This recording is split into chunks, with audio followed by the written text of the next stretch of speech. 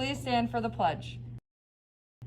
I pledge allegiance to the flag of the United States of America and to the republic for which it stands, one nation, under God, indivisible, with liberty and justice for all.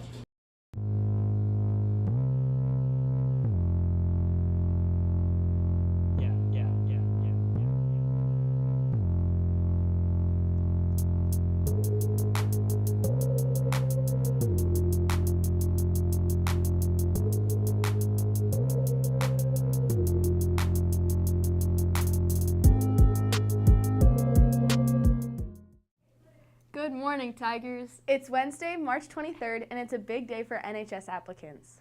Acceptance letters for NHS are going out this morning. Congratulations to everyone who is accepted. There's a full NHS meeting, including for the new members, during the first half of lunch tomorrow. It's an important meeting, so make it a priority tomorrow during First Learn.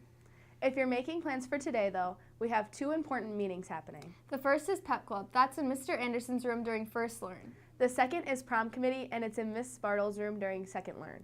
Prom is partially fundraised by students who run concessions at events. It was a struggle this year to get students involved in that fundraising. Reporter Caitlin Folkedahl talked to our current concessions coordinator, Mr. Anderson, and former concessions coordinator, Ms. Finch, to find out more about the problem. We'll leave you with that. Oh, so for Paw Print Live, I'm Kaylee. And I'm Kenzie. Have a great day, Tigers. Bye. This year, there has been a major lack of involvement across the student body, especially when it comes to fundraising for different grades.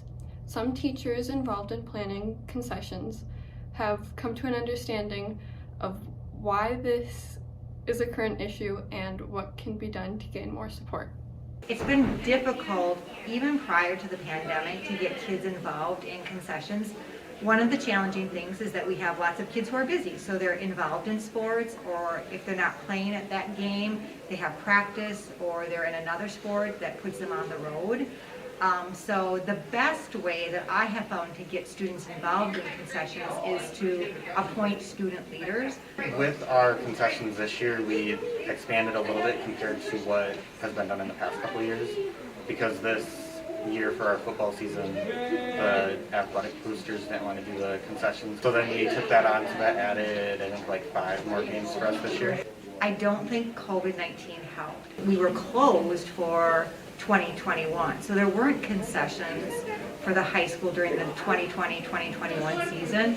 And so we were kind of reopening again. So part of it is, I think, that students are out of the practice.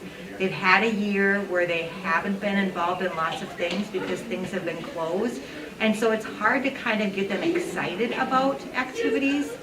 So I think that's one of the challenges we faced. COVID kind of amplified student involvement in different things, because it seems like a lot of our students that are involved, they're involved in everything. And then we have some students that aren't quite as involved, which would be nice to get some of those students a little more involved in some of these things, just to try to spread what's going on. We can't pay students to work concessions, but we can incentivize it for them, so that rather than working for the whole class or the whole club, they have an opportunity to indirectly benefit by their time and effort.